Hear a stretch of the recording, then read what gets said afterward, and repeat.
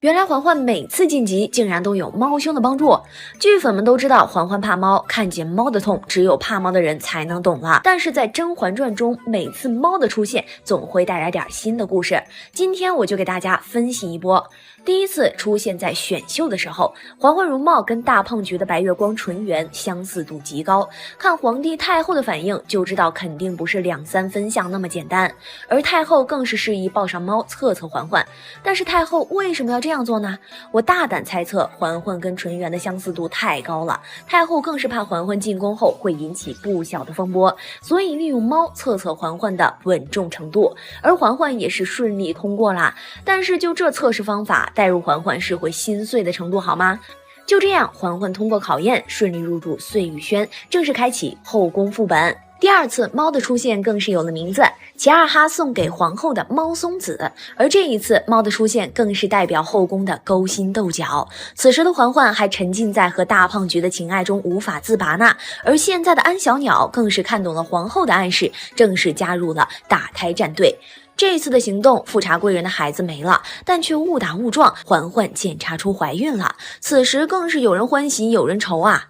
只不过这次的事情还没完，嬛嬛虽然没啥大事儿，但也被猫抓了。安小鸟算是正式背叛嬛嬛了，更是打着姐妹的名义送了一盒含麝香的舒痕胶。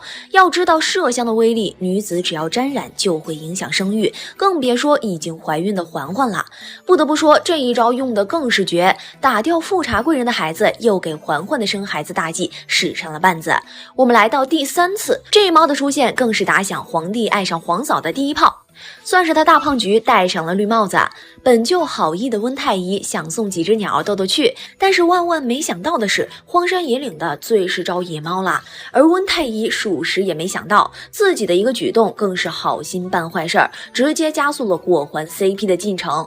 野猫的出现，本就害怕的嬛嬛更是吓坏了，果子狸直接上演了一场英雄救美。而此时的嬛嬛才知道，果子狸一直默默地保护着她，嬛嬛也不再犹豫，冲出去找到果子狸，两人更是在雨夜定情，狠狠幸福了一把。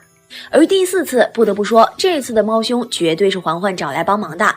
本就着急给孩子上北京户口的他，隐瞒了孩子的生产日期，而此时更是接近预产期，正是不知道该如何的嬛嬛碰上了一出好戏。原来是有人在路上整点小障碍，恰巧嬛嬛动了胎气，孩子更是迫不及待出来。而此时众人认为嬛嬛是因为受惊才早产的，正因如此，才没有人想是不是另有原因呢？原来黑化回归的嬛嬛，连老天都在帮她。从小就怕猫的她，更是和猫结下了不解之缘。等到后期嬛嬛晋级太后，更是怀里抱着一只猫。